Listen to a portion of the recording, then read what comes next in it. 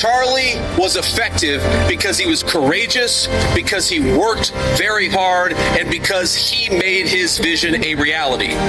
Charlie wanted all of you, more than anything, to invest in the things that were worth having, to build a life that was worth building. We ought to have faith that the best way to make sure that the best idea wins is to actually just have a discussion. Please welcome Vice President J.D. Vance.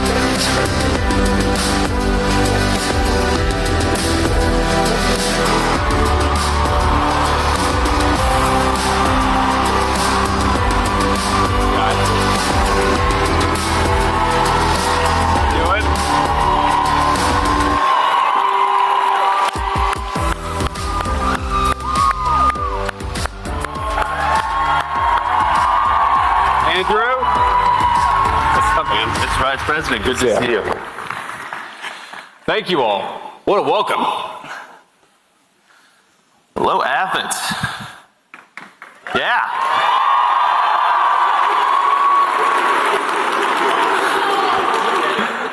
I think that's their thing. I like it. That is definitely their thing. So I've been to 2 SEC schools with Turning Point USA, and my Ohio State brethren are ashamed of me because I've given you guys way more love than my own alma mater, but it's pretty good to be in SEC country, I have to say. It's great to be here. We can help fix that. We can work on that. So for those of you wondering why I don't have really flowing, long, blonde hair right now, so I'm going to address it right at the front. Mr. Vice President, I'm on stage here instead of our friend Erica Kirk. That's right. Because unfortunately, she has received some very serious threats in her direction, which is terrible. It's a terrible reflection on the state of reality and the state of the country. But it underscores a larger point that she has received a lot of attacks from surprising places, perhaps. Tell us what you think about that and some of the people that have made, part-time jobs out of attacking Erica, and this is the net result. Sure. Well, first of all, I love Erica, and I know that she did get some threats. And, about 2 hours ago, as you know, Andrew, I was a little worried that we were going to have to cancel the event because Erica was not going to come, and she was very worried about it. And I talked to the Secret Service, and obviously these guys do a very good job. And I said, you know what? Let's let Erica do what she needs to do for herself and her family. I'm sure Andrew will fill in. And let's go and make this an amazing event with the Georgia Bulldogs in Athens, Georgia. So absolutely, we're going to do this thing. But look, I mean, in so many ways, when did Charlie die? It was mid-September, I believe. September 10th. And in the past, that's right, it was the day right before September 11th. And in so many ways, the past 6 or so months have been 2 separate living hells for Erica Kirk. And the first is, of course, that she lost her husband. She lost the father of her children. And I'll never forget this because, frankly, I think a lot about it because my wife is now pregnant with our 4th baby, is when we went and picked up, thank you. But when we went and picked up Charlie's body in Utah, and of course you were there with us, and I met Erica and I met the family. I met his parents and his little sister. And I just think about that moment and where she was so broken. And any of you know who anybody who's grieved before is you kind of go from just crestfallen and sad, and then you want to remember the person that you just lost. And there's just this constant flood of emotions, right? At one moment, you're laughing about something they said 2 years ago, and another moment, you're sobbing because they're not there anymore.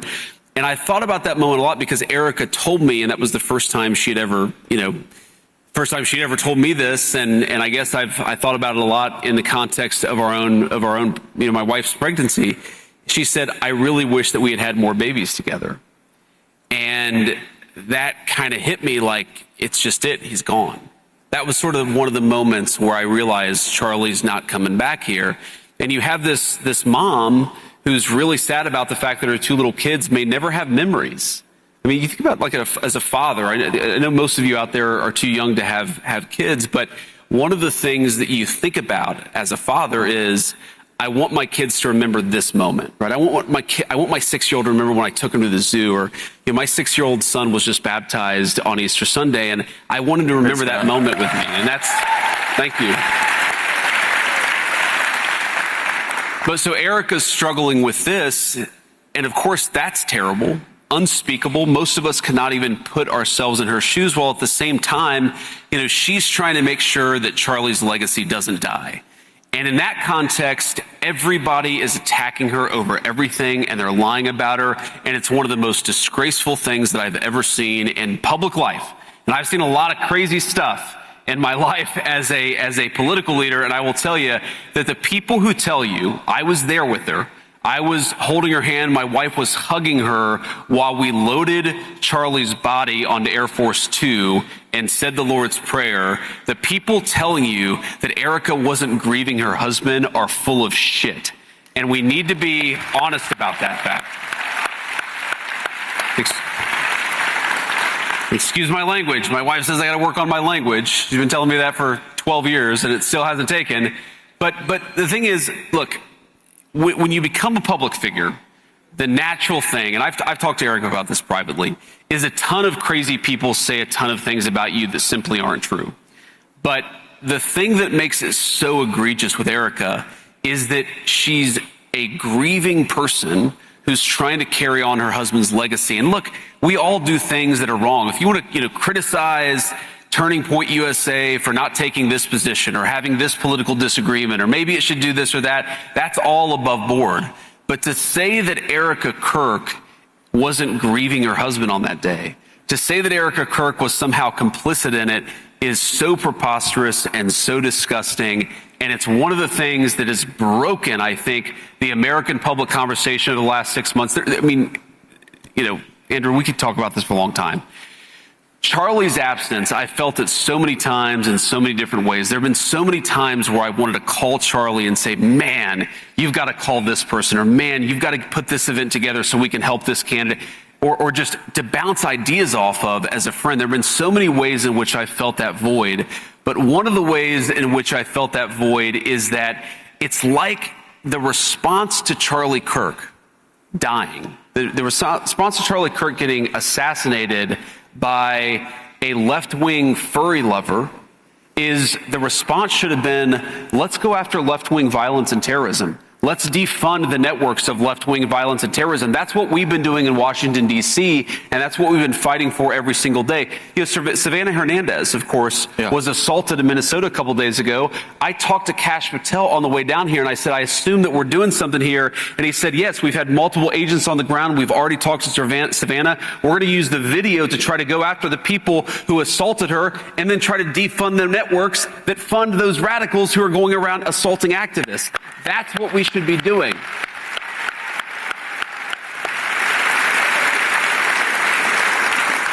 And I know that politics is hard, and I know that it's challenging, and I know that things aren't always easy, and we're going to have disagreements even within our coalition.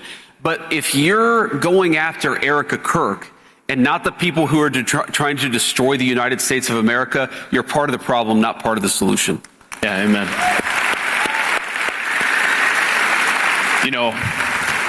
I think that's really well said, Mr. Vice President, and I always try and remember that Erica has to live with this constant reality that her kids are one parent away from being orphans. And so we take that extremely seriously. And as you mentioned, what happened with Savannah, and I think it's just important that we remember that we're dealing with humans. These are human beings. Exactly. And I've heard some people say, well, Erica was smiling 2 days after Charlie Kirk died or something like that. And it's like, most of us in this room have grieved somebody that we loved.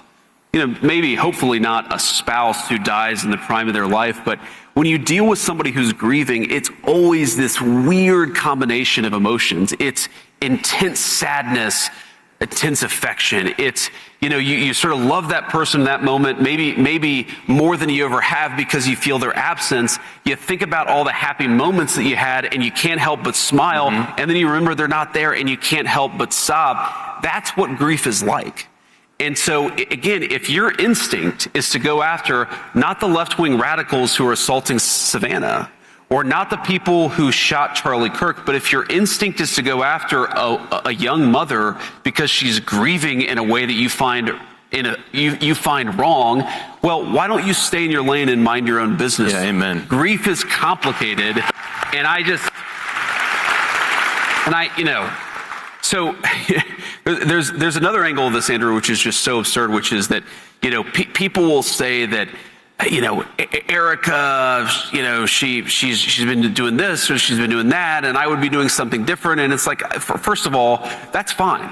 Like, if you want to criticize somebody because you have a disagreement, disagree with my politics, disagree with something that Erica or Andrew say on the Turning Point podcast, but this desire to go after her for the way she's grieving her husband, that's the most preposterous thing I've seen in a very long time, and I've seen a lot of crazy stuff in politics. Amen. Thank you for saying that, Mr. Vice President. So I think this segues very well into our next question here. You are a practicing Catholic. You're, despite your language, you're attempting to be a faithful Catholic. That's right. I think it was well placed, if I may say. It. I'm sure you've seen that the Vatican and the Pope and the President have been in the news lately. So as a Catholic, what does it feel like to be, in the middle of that? I thought it was going to be an easy question. This is kind of a tough question here. Nope, no easy ones there. So here's the thing about this. So first of all, you will sometimes hear people say, well, the Vatican, the church, whether it's the Protestant church, the Catholic church, they should preach the gospel, they should ignore public policy. I actually don't agree with that. I actually think that it's a good thing when Christian leaders, whether they're Catholic or Protestant, part of preaching the gospel is talking about how the gospel applies to the issues of the day. So I've never been one of these people who say that you should never have, Christian leadership not talking about politics, or frankly, political leaders not talking about their Christian faith. But I do think that we have to remember that, each of us has our own role. I'm the Vice President of the United States. The fundamental way I understand my role is that I'm trying to take the lessons, the moral truths that are rooted in Christianity, and I'm trying to apply them to a whole host of complicated real-world scenarios. Thank you. So my job is to apply moral truth to try to do the best thing for the American people. That's my job, and that's the President of the United States' job, and of course, he's the person who leads our administration. The Pope's job is to preach the gospel, okay? And again, I think that sometimes in the context, it doesn't bother me, even when I disagree with him.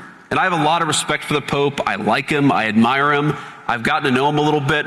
It doesn't bother me when he speaks on issues of the day, frankly, even when I disagree with how he's applying a particular principle. So the most obvious example is, it has frustrated me that some of the Catholic clergy have attacked mercilessly the Trump administration on immigration. It is a constant idea that somehow everything that the Trump administration does when it comes to securing our borders is inhumane. And my constant response to that is, how is it humane to allow drug traffickers and sex traffickers to bring little kids across the southern border? Amen. How is that humane?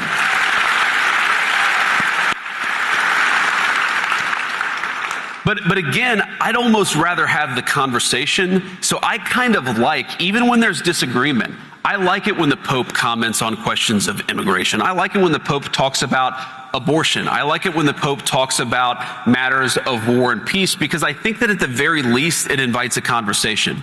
So I think some people, their reaction to this is to say, well, he shouldn't have said that. And look, there are certainly things that the Pope has said in the last few months that I disagree with. Let me just take one very concrete example related to this conflict in Iran.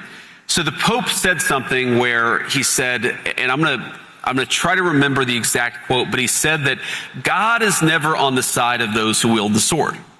God is never on the side of those who wield the sword. I'm pretty sure that he said that exact statement. Now, on the one hand, again, I like that the Pope is an advocate for peace. I think that's certainly one of his roles. On the other hand, how can you say that God is never on the side of those who wield the sword?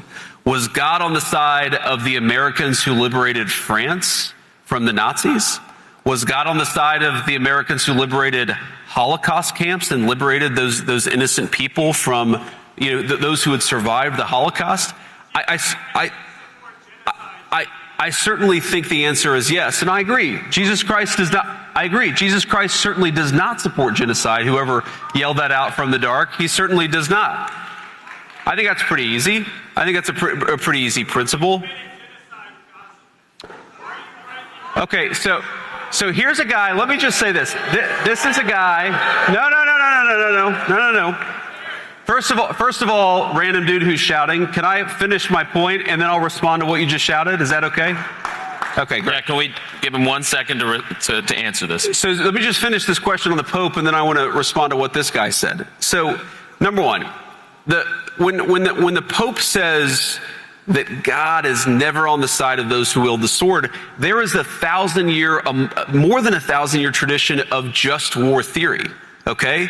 Now, we can, of course, have disagreements about whether this or that conflict is just, but I think that it's important, in the same way that it's important for the Vice President of the United States to be careful when I talk about matters of public policy, I think it's very, very important for the Pope to be careful when he talks about matters of theology. And I think that one of these issues here is that there has been, again, hey, random dude screaming, I told you I'd respond to your point. I just want to respond to this question first. But I think one of the issues here is that if you're going to opine on matters of theology, you've got to be careful. You've got to make sure it's anchored in the truth. And that's one of the things that I try to do. And it's certainly something I would expect from the clergy, whether they're Catholic or Protestant. Now, to respond to this guy here, he said, I believe he said the administration supports a genocide in Gaza. And here's my response to that. When we came in, the humanitarian situation in Gaza was an absolute catastrophe. You know who's the person who got a peace agreement in Gaza? Donald J. Trump. So if you want to complain about what happened in Gaza,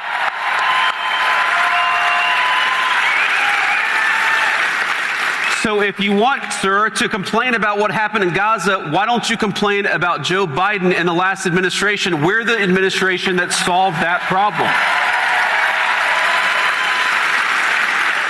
And by the way, not only was our administration like the administration that solved the problem, but the president. Excuse me, sir. Right now, you see more humanitarian aid coming into Gaza than it has any time in the past 5 years, because we have taken that situation seriously. And that's one of the things that I'm proud of about our administration, is whether it's there or Thailand and Cambodia, we have consistently tried as much as we can to solve these problems, not just complain about them like the guy who just ran away angry.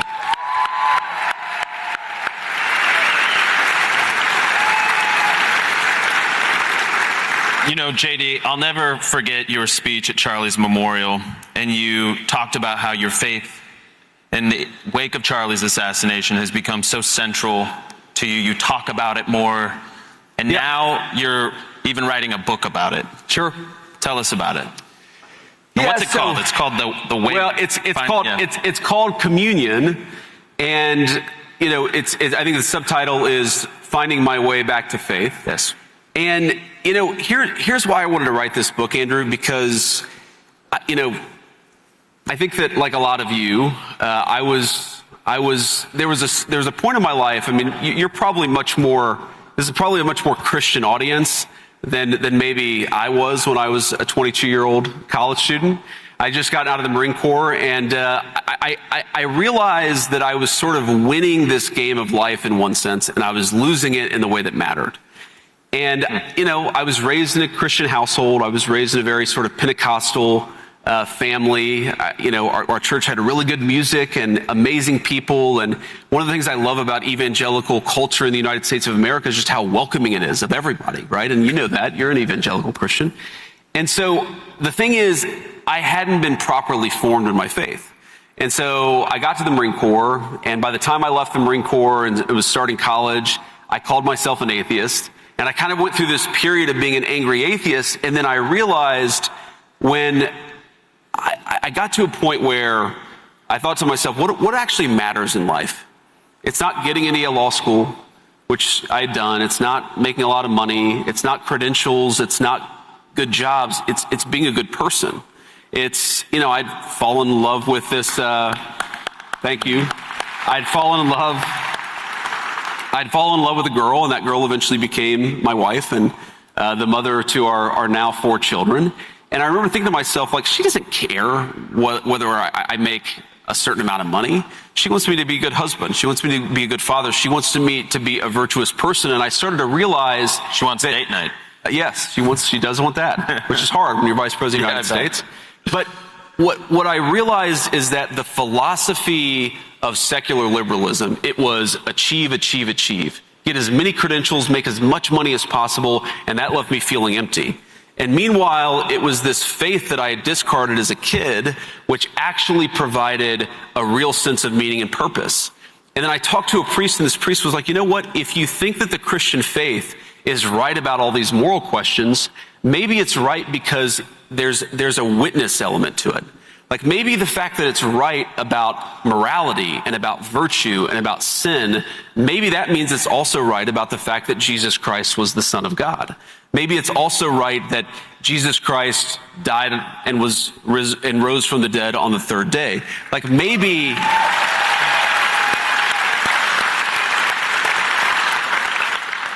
these things that appeal to you about the Christian faith come from the deeper truth of the Christian faith. And that kind of got me down a pathway of where eventually I was baptized and became a very devout Christian. And at this point, amen. Thank you. Amen. But, I thought, first of all, a lot of people have asked me about that journey. And I thought, what better way than to sit down and actually force myself to write it out? I actually started writing the book back in 2017, right after Usha had our first baby, my son Ewan, who's now 8 years old. And so I've been kind of writing it off and on since then. And, a little bit Charlie's death, a little bit just being in the public eye, but mostly just I've been at this thing for 10 years, and I was like, it's finally time to get it out there. And so I put the finishing touches on it, submitted to the publisher a couple of months ago, and it's coming out in June. So buy the book, Communion. I love that. Not that wasn't also really riveting, but we're getting to the part of the interview that I'm really excited about. You are working on fraud. You're the fraud czar. Yes. How many bad guys? Yes, we can. How many bad guys are we going to get? I mean, that's the way there's a really nice framing of this question that I worked on. No. I want to know, what's the progress? Tell us about it. Well, we've already gotten a lot of bad guys. And this is, one of the things I'm very proud about is that, people don't just want talk. They want action. They want us to actually go and arrest the people who committed fraud. And that's happening. We're starting to do that. Good. And that's a good thing. And a lot more is going to be happening in the future. But actually, who's been amazing on this is Dr. Oz, Mehmet Oz, who runs the Center for Medicare and Medicaid Services, because so much of the fraud in our system is people who are defrauding Medicare and Medicaid. Let me just give you a couple of examples. So we have in South Florida, we have entire companies that sell medical devices. They sell prosthetic knees and they sell prosthetic hips. And you know that they've received hundreds of millions, some of them billions of dollars in government funds, and they've never shipped a single product. They're just set up by fraudsters, and there's so many of them, and many of them haven't. There are like over 100 of these companies that haven't shipped a single product. Okay, I'll give you another example of fraud. So this ridiculous situation with Somali fraudsters in Minneapolis, in the Minneapolis area. So you have a program that exists to help autistic children get the resources they need, to help their parents, find them a ride to school, or if they need after-school support, to make sure their parents have what they need. And that program has been defrauded by Somali fraudsters who will go in, who will say that we have 3 kids, every single one of them is autistic, there's no verification from the state of Minnesota, so that family will receive tens of thousands of dollars from the taxpayer, and then the autistic children in Minneapolis who actually do need those services, the money's not there anymore because it's been taken away by fraudsters. We've completely stopped the funding to that program, and we basically told the state of Minnesota, you don't get any more of our money unless you verify that you're taking fraud seriously. So we just turned it off. But But what Dr. Oz, working with some of the people in our Department of Justice, found is that in Southern California, you had all these people who were engaged in massive fraud against the Medicare system. You had just tons and tons of people getting rich off fraud. And so we had our weekly fraud check-in call 2 weeks ago. And Dr. Oz called in, but he's like, hey, I got to go because I'm about to hop on the bus and we're going to go arrest a bunch of fraudsters in Los Angeles. And I was like, that's exactly what I want you to do. By all means, get off the phone. So we're doing a lot of that stuff. And I think one of the biggest things and the most important things we're doing on this, Andrew, is that there was sort of in the Biden administration, probably intentionally, but regardless, this attitude of if you were committing fraud of under $1 million, you were committing fraud of under $1.5 million, we're just going to look the other way. And the approach that we've taken in the last couple of months is no amount of fraud is too big or too small. If you're defrauding the taxpayer, you ought to go to prison, and anybody who's helping you ought to go to prison too. That's great. I mean, I think this is one of the absolute slam dunk issues. How many of you guys out in this audience care about American taxpayers getting ripped off? Right? This is like a 90-10, 99-1 issue. The guy who was shouting at us earlier, he doesn't care at all about people getting ripped off by fraud. But, I think it underscores a bigger problem, right? Because there's a lot of young people in this room, okay? A lot of you had some very formative years ripped off as well during COVID. You didn't get to do prom. Absolutely. You didn't get graduation. There were so many things taken from you. And, you entered into the college years maybe with a really anemic workforce environment, inflation, historic, life's expensive. What do you tell young people right now that even right now they're wondering, what's the future that I can get? What's the career I can get? Can I afford to have a family, kids, buy a home? What's your message to them right now that have big questions ahead of their future? I think my message to young people who are wondering whether they can afford a family, whether they can afford a home, whether they can afford, kids and the American dream is you guys have every right to demand more of your elected leadership. And my job is to make it as possible for the answer to that question to be yes. And fundamentally, the question you should ask your politicians is exactly that. Are you pursuing policies that make it easier for me to afford a house, easier for me to get a good job, easier for me to get a good education, and easier for me to raise my family in safety and security and comfort? That is the fundamental issue. And the thing that bothered me so much about the last administration, there are all these unique policies that I could sort of point to that were disastrous, and a lot of them were absolutely terrible. But so much of it goes back to housing and immigration and the connection between the two. Under the 4 years that Joe Biden was president, housing literally doubled in value. Meaning if you're a young person trying to buy a house, it costs twice as much as it did before. And then you layer on top of that higher interest rates. That's just in 4 years. Nobody can afford that kind of inflation in the housing market. And one of the biggest drivers of it is the fact that we let in tens of millions of illegal aliens. People who shouldn't have been here, who are taking homes that ought by right go to you and your generation. And so what have we done in the Trump administration?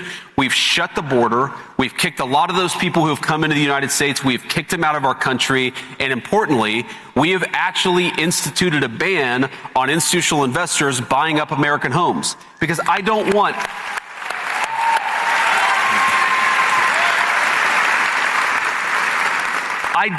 private equity firms, many of them backed by foreign money, to buy American homes. I want you guys to be able to buy American homes. And I will say, and I say this not to brag because I think you guys should be impatient. When a politician comes to you and tells you, I've done all these things, you should be asking, good, now go and do more. That's how I think of my job. I don't wake up and say, oh, we did something really good last week. I think to myself, we did something good last week, now let's go do more of it, or let's go do something different. Because maybe the statistic that I'm proudest of in the entire Trump administration is that over the last 8 months, rents and home prices have come down.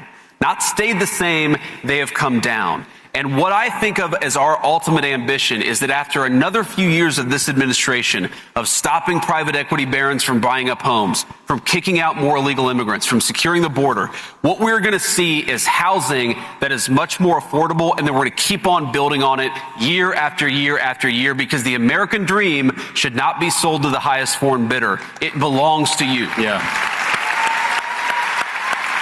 That's so well said, and a lot of the people in this audience will know that this was one of the issues near and dear to Charlie's heart as well, to make sure that you guys could afford the American dream, that we thought about you first as a country, and so thank you for saying it so well. Naturally, we have to ask about what's going on in Iran. Sure. So, but I just want everybody, I want to give the Vice President his due here, because you have been to Europe in the last week, then you flew back to the United States, only to fly back across the globe to negotiate in Pakistan, to come back, and somehow we called him, we're like, are you really going to come to Georgia? And he's like, I'll be there. So I want to give him a big round of applause. Thank you. I mean, may I just say that's almost Trumpian level endurance. So, do you know what time zone you are and how many hours of sleep did you get? I have no idea what the hell time it is right now. And it's kind of good, actually, because you just run on coffee, and then you sleep when you can, you wake up when you have to, and you just drink a whole lot of coffee. And, you know, look, it's the job that I asked for, but yes, I will say, look, I think that, let me just say, U.S. young people, and I want to make some observation because it made me think of something, which is that young people in the United States, but particularly young Americans in the conservative movement, I think that we have a tendency to get too black-pilled. And here's what I say by this. We have a tendency to get too cynical, too pessimistic. Like, I'm sure that I've said mostly things that you agree with, and I'm sure that I've said some things you may not agree with, and you may not agree with everything that I say about the Iran negotiation, which I will get to answer your question. But here's fundamentally the issue. When you see a politician, or you see a political movement, or you see an administration that isn't doing what you want to do, I think you have two choices. You can say, to hell with those people and check out of the process. Or you can say, you know what, I'm going to get more involved. I'm going to make my voice heard even more. I'm going to pressure that administration to do exactly what I want them to do because they got my vote, they earned my vote, but they can't take it for granted. And I've seen some of this, you know, on various issues. Like for example, I recognize that a lot of young voters don't love the policy that we have in the Middle East. Okay, I understand that. I also know that we've secured the border. We've lowered housing prices now for 8 months in a row, and there's going to be more to come beyond that. We've made America energy dominant, which has lowered electricity costs and things like that. We've made it so that we have the lowest murder rate in 127 years. I'm not saying you have to agree with me on every issue. I'm not saying you have to agree with me on every issue. What I'm saying is don't get disengaged because you disagree with the administration on one topic. Get more involved. Make your voice heard even more. That's how we ultimately take the country back. It's not by you know, if you get 5 things you want and 1 thing you don't want. I see way too many people, especially in sort of the online conservative, you know, Twitter sphere, who say, you know, there's no point. No. Because, or let me give you another example, the SAVE Act, okay? A lot of people want the SAVE Act. I want the SAVE Act. I've been fighting for the SAVE Act literally since day one of the administration. And I've seen a lot of people saying, what the hell's the point of voting for these guys if, you know, you've got 3 Republicans joining with the Democrats to prevent the SAVE Act from passing, or I guess 4 Republicans. And here's my response to that. Yes, it is annoying to me that there are only 45 or 46 Republicans who will fight politically to get the SAVE Act passed. But you know what? 10 years ago, that number was 35. So the answer to frustration is engagement. Don't give up on this process. Get more involved in this process and demand more from people like me. That's how we take our country back. I just think it's important to say that. That's such a good point. How the Senate is such an example, as frustrating as it is, but you were part of that new wave of new thinking, of new energy, a new generation. Yes. And there's so many new voices that are bringing real change to the Senate. I mean, we're 1-2 elections away from maybe having it all the way around. 100%. And I understand people get frustrated at it. I get frustrated at it, but it's a lot better than it was 10 years ago. And frankly, 10 years ago, it was a lot better than it was 10 years before that. But here's where we are on fundamentally. The president set a policy. Iran cannot have a nuclear weapon. And right now we are negotiating to make sure that very thing happens. And here's, you know, what's interesting about this is what's interesting about this is that we have this ceasefire that's in place. I think it's 6 or 7 days old. Right now, this ceasefire is holding. And what you're seeing is what the president wants to make, he doesn't want to make like a small deal. He wants to make the grand bargain. And what he's basically offering to Iran is very simple, and frankly, it's something that no president has had the ability to offer. He said that if you're willing to act like a normal country, we are willing to treat you economically like a normal country. He doesn't want a small deal. And that's one of the reasons why, one, I'd say in Pakistan, we made a ton of progress. But the reason why the deal is not yet done is because the president, he really wants a deal where Iran doesn't have a nuclear weapon, Iran is not state sponsoring terrorism, but also the people of Iran can thrive and prosper and join the world economy. And that's the trade that he's offering. He's saying, if you guys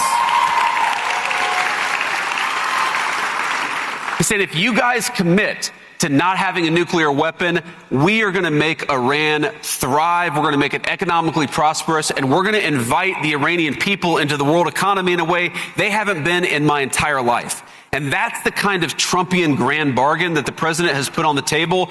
Man, we're going to keep on negotiating and try to make it happen because it would be great for the world. It'd be great for our country. It'd be great for everybody. So I'm going to keep on fighting to make it happen. Yeah. Just a few more, and then we've got a few please. I know we have some questions from the audience, too. My one question is, when you looked across from these Iranian negotiators, what did you make of them? Did you get the sense that they really were the right people? I mean, I'm assuming you guys know this type of thing, but... Yeah, I mean, look, you never know. The United States had never had meetings at that level with the Iranian government in 49 years. Huh. Like, it's a meeting that had never before happened. Not Democrat, not Republican. We had never had a meeting like that where you have, the person who's effectively running the country in Iran sitting across from the vice president of the United States. That had never happened. And what look, honestly, after 49 years, there's a lot of course, mistrust between Iran and the United States of America. You're not going to solve that problem overnight. But yeah, I think the people we were sitting across from wanted to make a deal. And I know the president of the United States told us to go out there and negotiate in good faith. That's what we did. That's what we're going to keep on doing. So you never know, though. Yeah. Right? I mean, I've sat across from United States senators that I thought I agreed with, and, you don't know what those people, right? I won't say who. You can guess. But I feel very good about where we are. Right. All right, so this is the last one from me. Now, a lot of people make a big deal about illegal immigration, and we should. It's terrible, right? And this administration has made historic progress on that issue. I think you don't get enough credit for it, and the problem with immigration, illegal immigration, is once it's not a problem anymore, our memories are about 6 days long, and we move on to the next thing.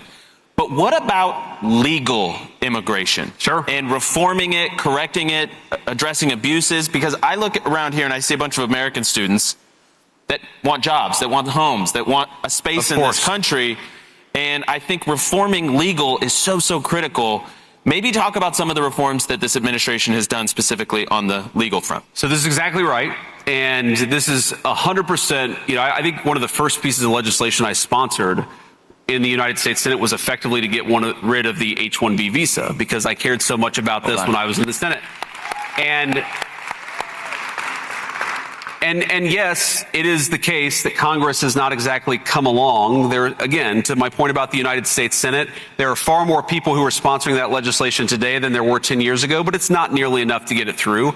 But just through administrative action, I don't think people realize this, the number of new H-1B visas is down about 90% in the United States of America. Like, that's something that we accomplished purely through... That's something we accomplished purely through administrative action. And again, it's something I cared a lot about. It's something the president cared a lot about. So, there are other things too. There are ways in which, our visa system is taken completely advantage of. One of the biggest loopholes in American immigration, legal immigration policy, and I'll never forget my debate against Tim Walz, where the moderator tried to fact check me because I said this person is an illegal immigrant. It's like, no, actually, they came in as an asylum claimant. And it's like, if you came in on a fraudulent asylum claim, you are an illegal immigrant, whatever the hell somebody from CBS says that you are. And the asylum process was, there were literally millions of people coming into the United States every single year on false asylum claims, we have those claims down something like north of 95%. So there are all of these things that you can do, purely through administrative action. But for us to really make this stick, I mean, look, as much as I don't want this to happen, eventually, hopefully 20 years from now, you're going to have a Democratic president who tries to undo everything that we've done on immigration. That's why we need Congress to codify this stuff. But right now, I'm very proud of what we've done in the Trump administration. Massive reductions in fraudulent visas, massive reductions in fraudulent number of asylum claims, massive reduction in H-1B visas granted. We're making a lot of progress. As I said to you, we want to make more. We're certainly going to make more over the remaining 3 years. But what that means, fundamentally, is you guys deserve to have good jobs. And I don't want, when you graduate from this amazing university, and it hurts me to say that as an Ohio State fan, but this is an amazing university.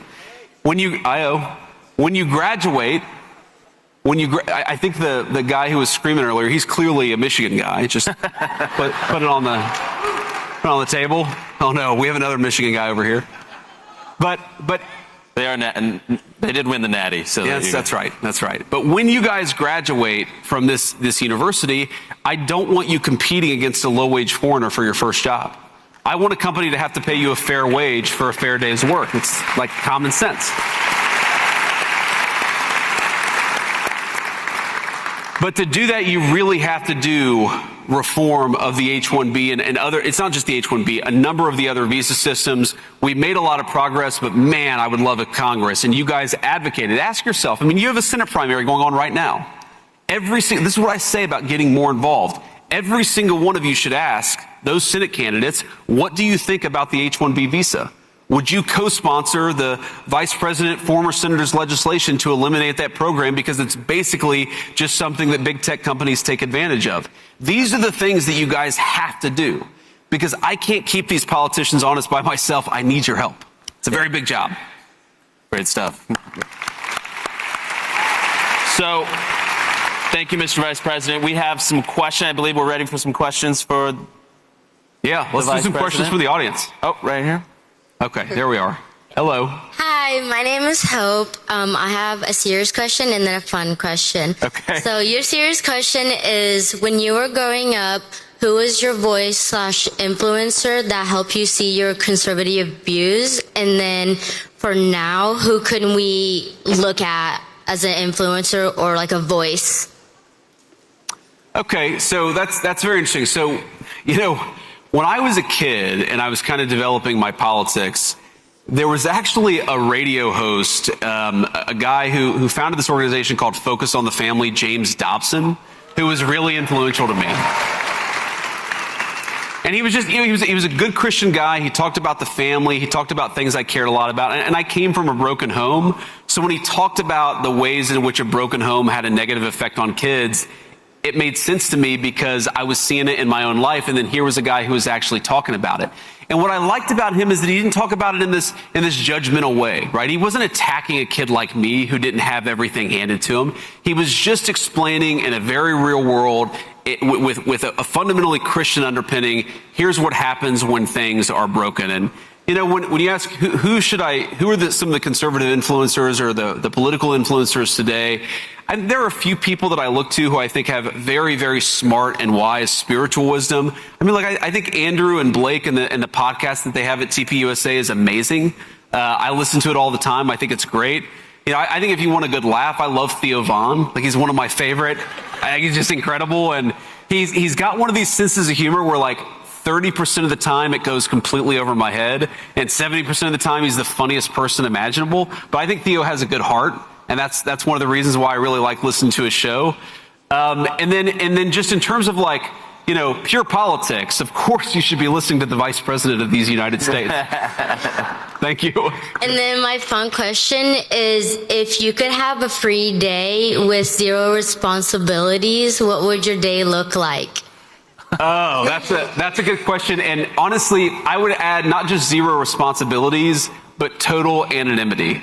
Because the thing that I love this job. It's very cool. I'm very honored to have it. But what I really want to do, honestly, is take Usha and the 3 kids and just walk to a local cafe, eat a ton of pancakes, and then take the kids to the zoo without anybody knowing who the hell I am. That's what I would do if I had a day. Awesome. Thank you. Very nice question.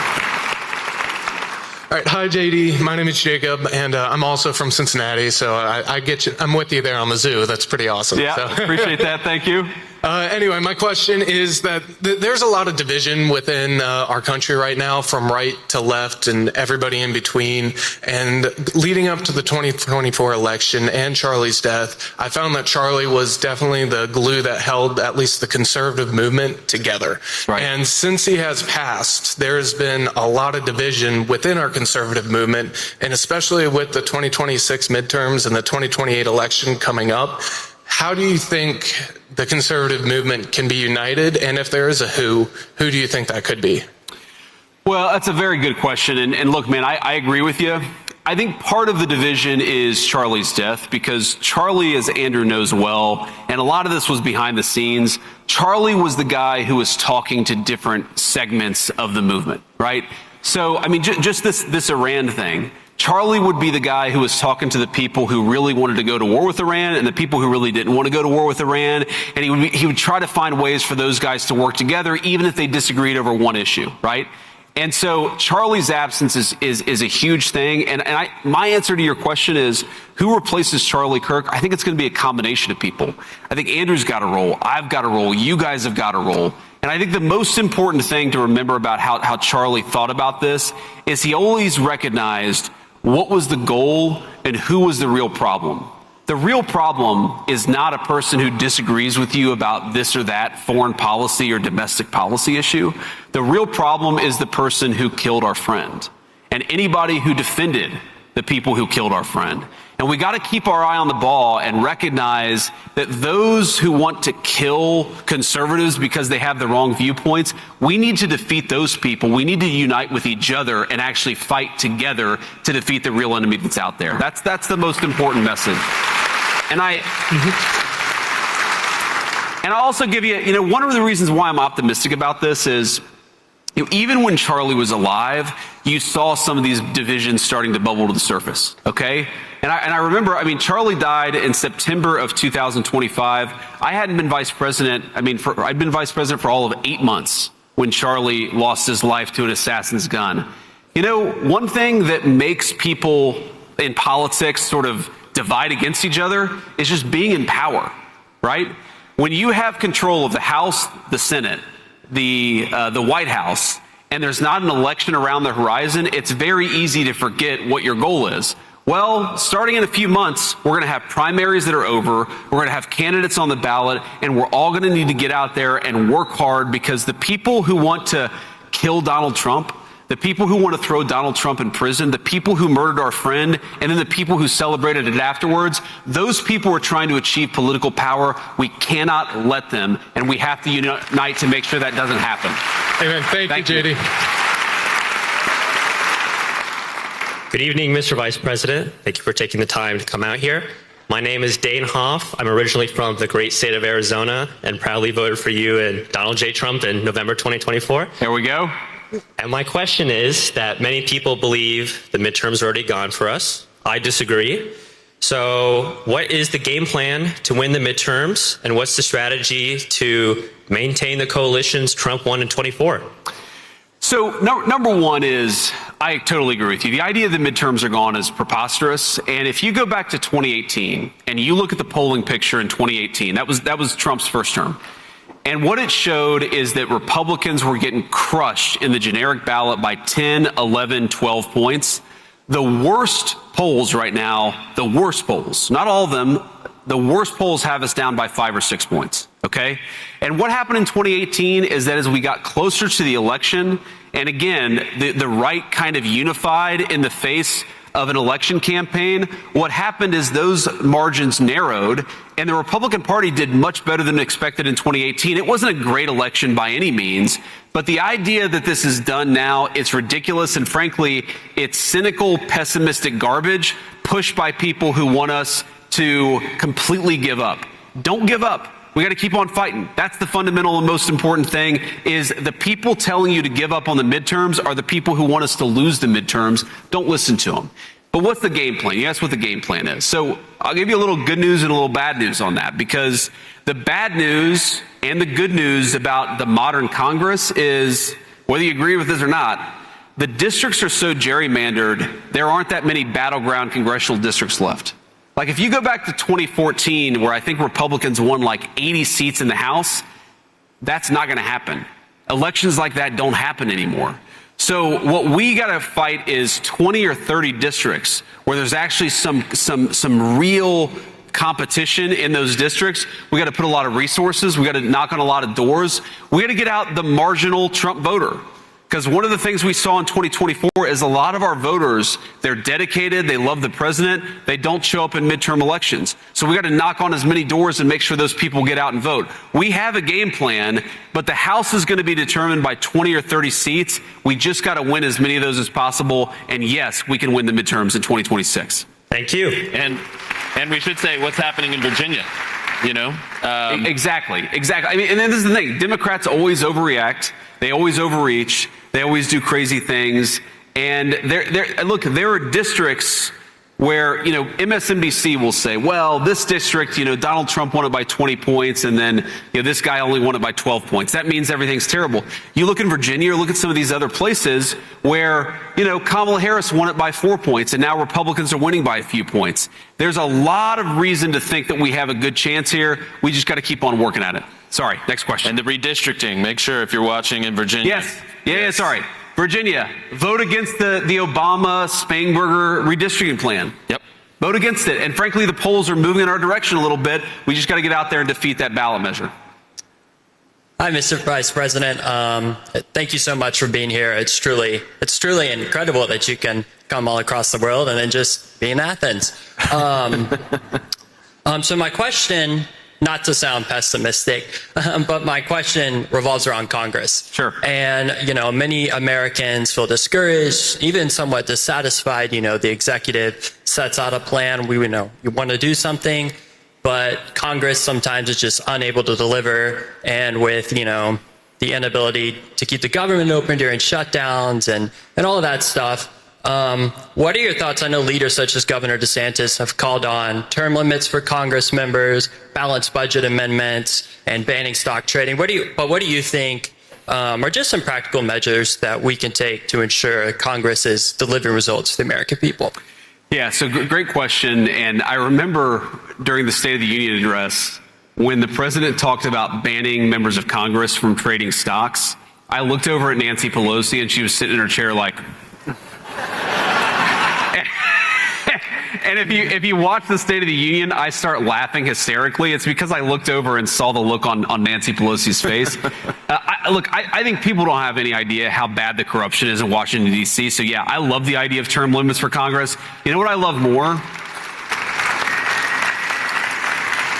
I love the idea of term limits for bureaucrats. Nobody in Washington, D.C. should be able to sit in a chair for 30 years, do your public service, and go back home and do something productive. But so much of what's broken about Congress really does go down to corruption. So, you know, there's so many examples, let's say, of a congressman who got a classified briefing on COVID. It's like, oh, there's this crazy Wuhan flu that's floating around Wuhan, China. And you know, again, at that point, like, everybody called it the Wuhan flu. And then you come out of that classified briefing and you buy a bunch of biotech stocks, or you buy a bunch of pharmaceutical stocks, or maybe, you know, you sell airline stocks because you know that the airlines aren't going to work that well if everybody's sort of sheltering in place and governments are shutting down the economy.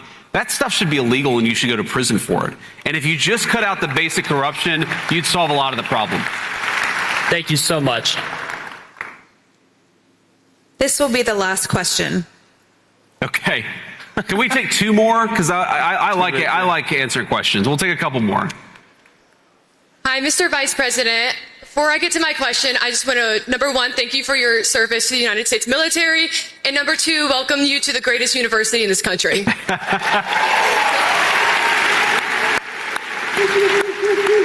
Thank you. My question is, As somebody whose parents adopted 3 children from the foster care system and coming from a broken household yourself, we have seen different sides of a somewhat similar narrative.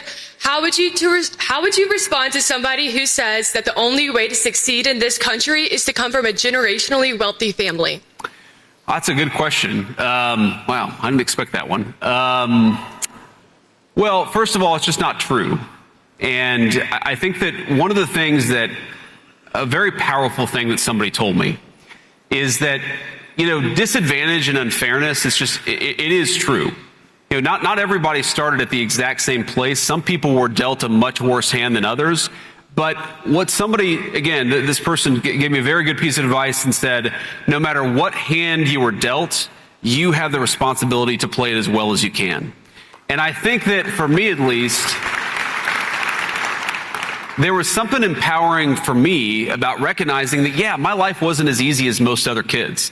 Like I wasn't born with money. I wasn't born with parents who had connections, but I still had a responsibility to God. I had a responsibility to myself to play that hand as well as I possibly could. And that was very empowering to me. So I think first the message is, look at the stories. Look at Clarence Thomas. Look at all the people in the United States who have come from very humble beginnings and achieved great things.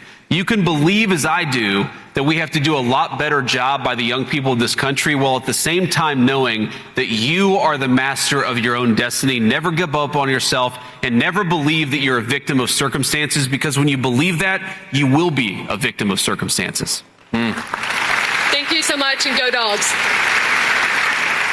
She's trolling you with that. I know. Hi, Mr. Vice President. Hello. My name is Esther. This is so cool. So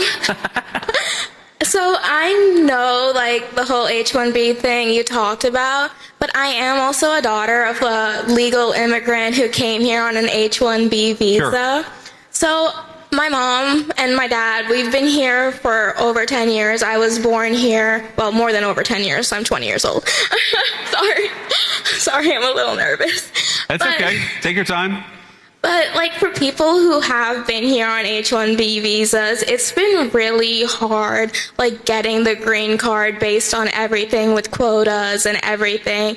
My family, we're from India, the quotas are so bad, and they're still open, and they're taking the money. How do we fix the immigration system for people who have been waiting for the green cards for so long?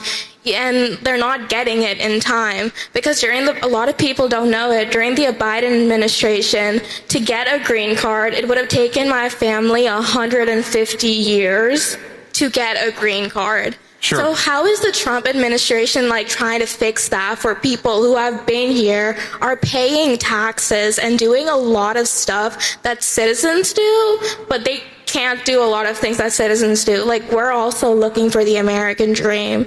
My parents, they send me to private Catholic school, even though sometimes we used to live paycheck to paycheck. So how is the Trump administration going to fix that for people like that? Sure. So let me just offer a couple observations there. So one, I appreciate the question, and two, what I would say is, you heard me talk about H-1B fraud, because I think there is a lot of fraud in the H-1B system. And I think you can believe on the one hand that there's a lot of fraud in the H-1B system, while also believing that there are people who have come to the United States in the past who have enriched this country.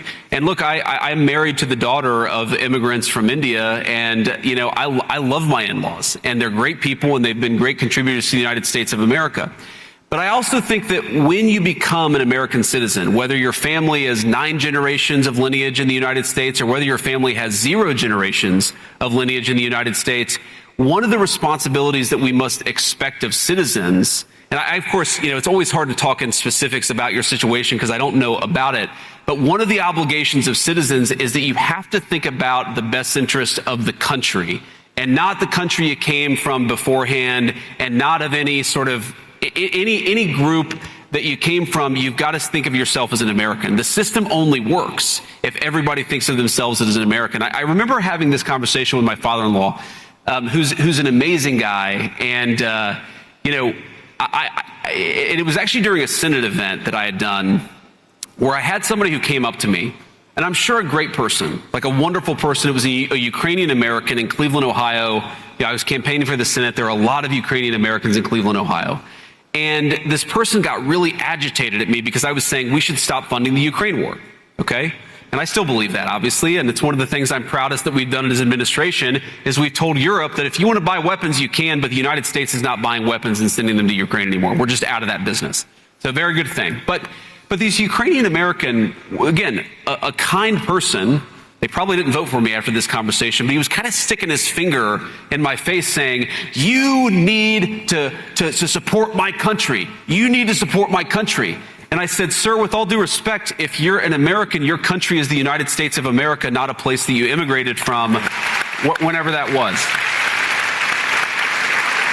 And it occurred to me, and I know this is the last question, I'll try to be quick here, but it occurred to me that my father-in-law, who came from India, who moved to the United States, who got an education and became an American citizen, that never once in my life has he ever said, you have to do this or you should do this because it's in the best interest of the country that I came from. And I think that attitude, to the extent that attitude dominates among the new generation of Americans, that makes Americans feel welcoming towards people because everybody, again, whether your family's been here for 300 years or 1 second, to be an American means to look out for Americans first. And that's the perspective we have to take to our immigration policy.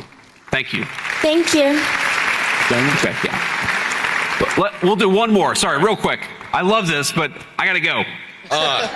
Thank you so much, Mr. Vice President, and coming to UGA and allowing us to express our freedom of speech. So thank you so much.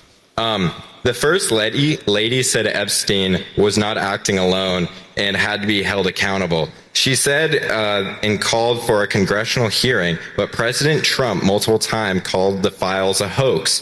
The acting attorney general said Epstein shouldn't be a part of anything at the DOJ. If there are compromised government officials in those files, how can the public trust that this administration will hold anyone accountable when its own Justice Department is actively blocking the investigation? Given that, can you clearly articulate your stance on whether federal entities should have a formal investigation? Thank you. Yeah. So first of all, you said the Associate Attorney General or something. I haven't seen that quote, but here's my view on the Epstein matter. Number one, the guy was clearly a scumbag. Okay. Number two, he clearly had extraordinary connections both with intelligence services, both inside the United States and outside the United States, and also with a lot of very wealthy and powerful people, okay? Number three, I have been a firm advocate and will continue to be a firm advocate of where we have something, and you know, like, I'm probably more obsessed with this than most officials, okay? Probably more obsessed with this than most people even in this room, is when you see somebody who says something in an email that suggests, you know, there's one email I read, and it's been a little while ago, but it was talking about, you know, one person sent an email to Jeffrey Epstein saying, oh, there were some really nice, like, pizzas and grape sodas or something like that. And I remember it sounded like the Pizzagate conspiracy theory, but here it was in like an email from a guy. And my reaction to that was, we should absolutely investigate that person, okay? And, you know, you remind me, I'm going to follow up on that to see whether we've investigated that person, because we should. We absolutely should. When you see evidence of sexual assault, sexual misconduct, regardless of whether you're powerful or not, in fact, you should probably investigate it more if you're a powerful person, right? I don't want powerful people, you know, being involved in this disgusting behavior. But I have to defend the president on this, because when he said that it was a hoax, what he was talking about was this democratic idea that he's connected to Epstein. If you look at those emails, it's like, you know, they were in the same, you know, everybody in Palm Beach knew everybody, okay? Like, the president has said he knew Jeffrey Epstein and he was a scumbag. But what you see in those emails is that Jeffrey Epstein hated Donald Trump. And Donald Trump hated Jeffrey Epstein. In fact, one of the emails is about Donald Trump narking on Jeffrey Epstein to the local sheriff saying, this guy's a scumbag. You should go and pick him up.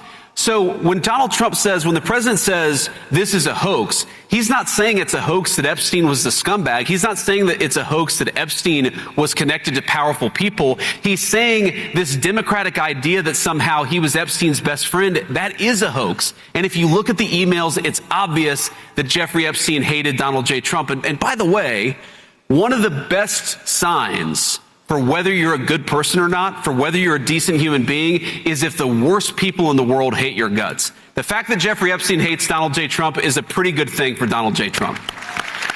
Yeah, well, and I will say, by the way, just so you know, the DOJ, just before we got on stage, I guess I saw the news, has unredacted fully the 6 million documents, made it available to your congressmen and women. So put pressure on them to go give you a report of what they find.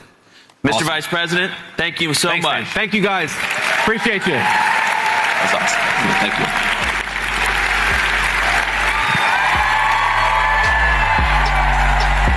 Bye, y'all. Thank you. Look at this. My big fat head. Yeah. Bye. Thank you all. Go this way.